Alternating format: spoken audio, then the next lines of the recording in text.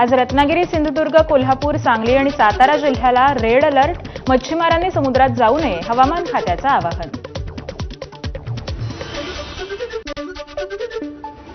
आज रायगड, पुणे, बीड, हिंगोली, नांदेड आणि परभणी जिल्ह्याला ऑरेंज अलर्ट. तर पालघर, नाशिक वगळता उर्वरित महाराष्ट्रात येलो अलर्ट जारी. नागरिकांना खबरदारी घेण्याचं आवाहन. सोलापूर जिल्ह्यात पुढील 24 तासात मुसळधार पावसाचा इशारा. नागरिकांनी सतर्क राहावं, तसंच शासकीय यंत्रणेकडून देण्यात येणाऱ्या सूचनांचं पालन करावं, जिल्हा प्रशासनाचं आवाहन. राज्याच्या अनेक भागात पावसाचा कहर. नागरिकांच्या मदतीसाठी प्रशासनाला सतर्क राहण्याच्या मुख्यमंत्री देवेंद्र फडणवीसांच्या सूचना. उपमुख्यमंत्री एकनाथ शिंदेंची मुंबई महानगरपालिकेच्या आपत्ती व्यवस्थापन कक्षाला भेट. मुंबईतील सद्य परिस्थितीचा आढावा घेतला. यावेळी पालिका अधिकाऱ्यांची देखील उपस्थिती होती. मुंबईतील माहीम स्थानक परिसरात एका इमारतीचा काही भाग कोसळला. हाजी कासम नावाची चाळ असल्याची माहिती. मुंबईच्या प्रभादेवी परिसरात संरक्षण भिंत कोसळली. वीर सावरकर मार्गावरील लक्ष्मी निवास आणि कामत हाऊस या सोसायटीची ही भिंत असल्याची माहिती आहे. मुंबईतील मलबार हिल इथं संरक्षण भिंतीचा भाग कोसळला. आपत्ती व्यवस्थापन मंत्री गिरीश महाजन यांच्याकडून पाहणी. मुंबईतील केम्स कॉर्नर ते मुकेश चौकाच्या दरम्यान रस्ता खचला. रस्ता खचल्याचा व्हिडिओ सोशल मीडियावर व्हायरल. विरारमध्ये स्लॅबचं प्लास्टर डोक्यावर कोसळून महिलेचा मृत्यू. गोपरपाडा परिसरातील पूजा अपार्टमेंटचा स्लॅब कोसळला. मुंबईत विक्रोळीच्या कन्नमवार नगर भागात झाड पडलं. घटनेत 2 जखमी तर एका तरुणाचा मृत्यू. घटनेला पालिका प्रशासन जबाबदार असल्याचा स्थानिकांचा आरोप. नवी मुंबईत मुसळधार पावसामुळे सीबीडीमधील जनजीवन विस्कळीत. सीबीडी सेक्टर 3 आणि 4 मध्ये 4 फुटांपर्यंत पाणी साचलं होतं. नवी मुंबईत विजांच्या कडकडाटासह मुसळधार पाऊस. सीबीडी बेलापूर रेल्वे स्थानकाच्या बाहेर पाणी साचलं. जनजीवनही विस्कळीत झालं होतं. खारघर येथील डोंगर रांगात फिरायला गेलेल्या 5 लोकांना करण्यात आलं रेस्क्यू. खारघर गोल्फ कोर्स मागील डोंगरावरील घटना. पहिल्याच पावसानं उघड केली नवी मुंबई महानगरपालिकेच्या कामाची पोलखोल. पाणी उपसा करणाऱ्या पंप हाऊसमधील काही पंप बंद. काल रात्री 9 वाजेपर्यंत रस्त्यावर 2 ते 3 फुटांपर्यंत पाणी होतं. कल्याणच्या मोहिली गावात पावसामुळे उल्हास नदीची पाणी पातळी वाढली. अचानक पाणी वाढल्यानं 3 गुराखी अडकले होते. मात्र स्थानिकांनी जीव धोक्यात घालून गुराख्यांची सुटका केली. अंबरनाथमधील वालधुनी नदीची संरक्षण भिंत पालिकेनं तोडली. पावसाळ्यापूर्वी संरक्षण भिंतीचं काम पूर्ण करणं अपेक्षित असताना नियोजन शून्य काम केल्यामुळे नदीचं पाणी रस्त्यावर येण्याची शक्यता होती. खंडेरायाच्या जेजुरीत देखील मुसळधार पावसाची हजेरी. पावसाच्या पाण्यामुळे गडाच्या पायऱ्यांना धबधब्याचं स्वरूप. मुसळधार पावसानं अक्कलकोट तालुक्यातील वळसंग गावातील सखल भागात पाणी शिरलं. त्यामुळे जनजीवन विस्कळीत. सोलापूर जिल्ह्यातील बागायतदार शेतकरी अडचणीत. पंढरपुरात पाऊस आषाढी सोहळ्यासाठी अडचण ठरणार असल्याची भीती.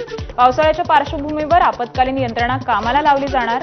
जिल्हाधिकारी कुमार आशीर्वाद यांचे आदेश. सोलापुरात यंदाच्या वर्षी मे महिन्यात तब्बल 6 पटीनं जास्त पाऊस बरसला. मे महिन्यात 13 दिवस पडलेला पावसात तब्बल 171.4 मिलीमीटर पावसाची नोंद झाली. सोलापूर जिल्ह्यातही जोरदार पाऊस. बार्शी तालुक्यातून वाहणारी भोगावती नदी दुथडी भरून वाहू लागली. नदीकाठच्या 8 ते 9 गावांना सतर्कतेचा इशारा. बार्शी तालुक्यात काढणीला आलेलं उडीद पीक अवकाळी पावसामुळे वाहून गेलं. गेल्या 10 ते 12 दिवसात जिल्ह्यातील पडणाऱ्या सततच्या पावसामुळे उडीद पिकाचं प्रचंड नुकसान. बार्शी तालुक्यातील अनेक गावात पावसाची जोरदार बॅटिंग. तालुक्यातील वैराग भागाला पावसानं अक्षरशः झोडपलं. तळवडे गावातील घरांमध्ये पाणी शिरल्यानं अनेकांचं नुकसानही झालं. सोलापूर जिल्ह्यात मुसळधार पावसामुळे शेती पिकांचं नुकसान, खरबूज पीक पूर्णतः जमीनदोस्त.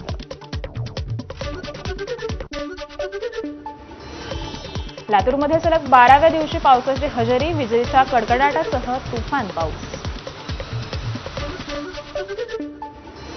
अहिल्यानगर जिल्ह्यात मे महिन्यात 170 मिलीमीटर पावसामुळे जिल्ह्यातील 800 हेक्टर क्षेत्रावरील पिकांचं नुकसान, खरीप पेरणीवर देखील परिणाम होणार. रायगडच्या श्रीवर्धनमध्ये मुसळधार पावसाचा फटका, अनेक भागात पावसाचं पाणी साचल्यानं वाहतूक विस्कळीत झाली होती.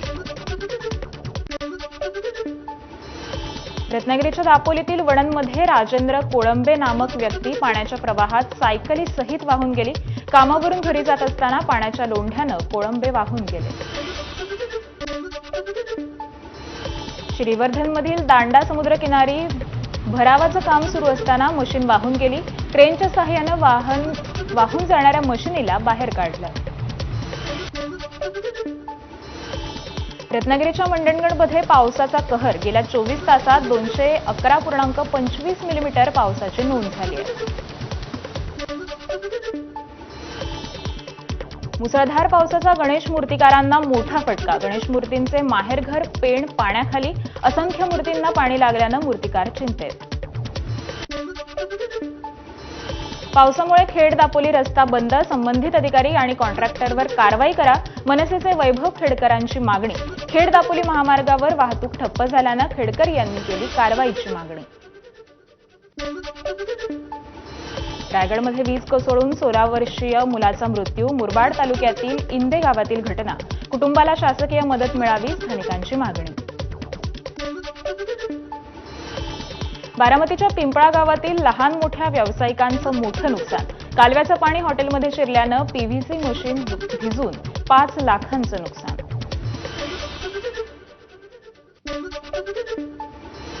इंदापूर तालुक्यातील सनसर, त्याचबरोबर हिंगणेवाडी गावाला पावसाचा फटका, मुसळधार पावसामुळे शेती पिकांचं मोठं नुकसान.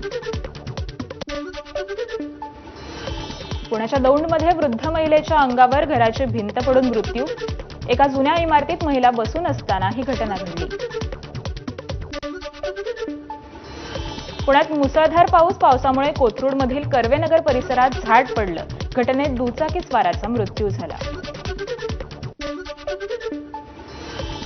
नाशिकच्या लासलगावलाही पावसानं झोडपलं, पाऊण तासात 76 मिलीमीटर पावसाची नोंद, अनेकांच्या दुकानात पावसाचं पाणी शिरल्यानं उडाली तारांबळ.